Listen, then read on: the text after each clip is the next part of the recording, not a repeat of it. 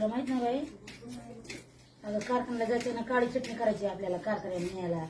तिथं पुन्हा काय चटणी काय होतं, तुला येते का चिरायला? ते काताला काढून चिरून नाही तर मग ते हे होत असते, हातावर येत असते. कांद्यावाल्याला किती निवडून कांदे टाका, एखादा कांदा कळण्याचे पटकन खराब टाकली तर किती कांदा चिरावं? 1.5 किलो चटणीला किती कांदा चिरावा? 1.5 किलो कोणाचा टाका वाटतं. ते आपल्या शेजारी काय किलो माहिती, 1.5 किलो, 1 किलोच्या चटणीला 1.5 किलो कांदा टाकला.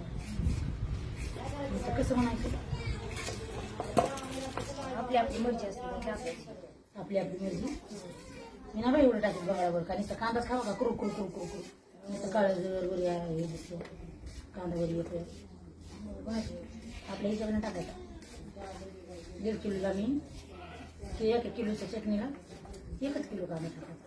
1.5 किलोच्या चटणीला 1 किलो कांदा टाकायचा. लय मोठा वगैरे डोंगरा खाली. तू किती चिरायलीस? अंदाज 2 किलो. ह्याच्यामध्ये भरला हो किती सगळं तुला चिरा नाही, माझं लेकरू रडायला गे. रडू नको. डोळे बघून बघायली, डोळे बघून बघायली माझी करून. बिगर सासूचा सासरवास आहे तिला. म्हणजे सासूचा सासरवास काय कोण म्हणलं का सासू सासरवास करत असते तर उगं म्हणायचं असते.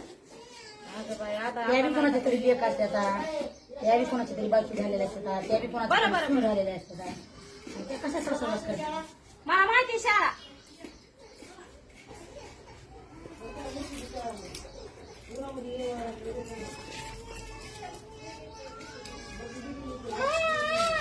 नवऱ्यानं राडलं खरं. माय आले का नाही माया राखून आपले कांदा चिरायचा.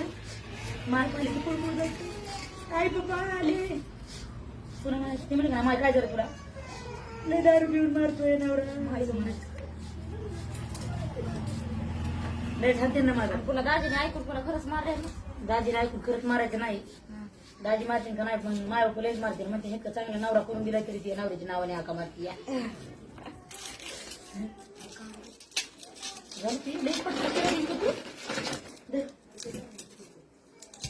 तिला विचारते की येईन का नाही का माझी बाई तुला. अगं लईच कांदा तिकट लागायला ना बाई. तिकट आहे का वरचं टरबल काढायची मला कांदा चिरता येत नाही. मी किती टरमध्ये केलं टरमध्ये काय केलं टरबल काढायचं होतं ते बस.